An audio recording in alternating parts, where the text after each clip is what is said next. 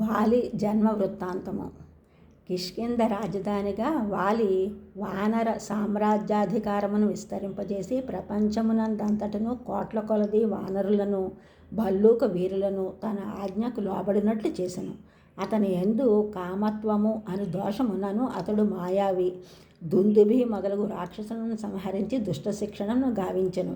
సుగ్రీవుడు కబురు చేసినంతనే సీతాన్వేషణకై తరలివచ్చిన వానర సైన్యం అంతయు వాలి చేత వ్యవస్థితము కావింపబడినదే. ఈ విధముగా రాక్షస సంహారము అను రాముని యొక్క ప్రయోజనమునకు వాలి తోడ్పడినట్లయినది. విష్ణుమూర్తి రాముడుగా అవతరించు సందర్భమున బ్రహ్మదేవుని ఆదేశమున ఇంద్రుడు వాలిని పుట్టించాడు. అందువలన వాలి కూడా విష్ణుదేవుని అవతార ప్రయోజనమునకు తోడ్పడిన వానిలో ఒకడే. అందువలనే రాముడు పడిపోయిన వాలికి బహుమానించుచూ సమీపించనని వాల్మీకి నిర్దేశించను. బహుమాన్యచ తం వీరం. బహుమానం ఏమిటి అని అనుకోవచ్చు. వాలి పశ్చాత్తాపం పొందుటకు అవకాశం కల్పించాడు శ్రీరామచంద్రుడు.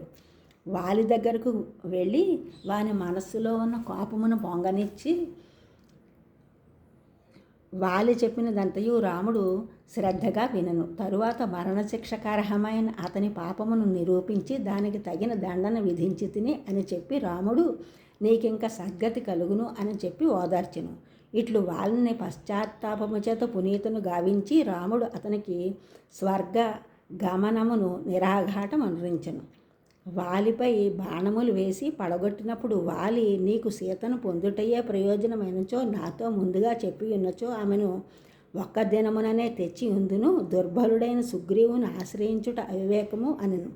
అయితే కేవలము ఆంజనేయ సుగ్రీవుల మాటలను మాత్రమే నమ్మి రాముడు వ్యవహరించలేదు. సీతాన్వేషణలో కబంధుని వల్ల మొట్టమొదటిసారిగా రాముడు వాలి సుగ్రీవుల గురించి వినెను. కబంధుడు స్పష్టముగా వాలి తమ్ముడైన సుగ్రీవునకు అపకారం అనర్చనని ధర్మాత్ముడైన సుగ్రీవునితో మైత్రి చేసుకోమని శ్రీరామచంద్రునికి చెప్పాను.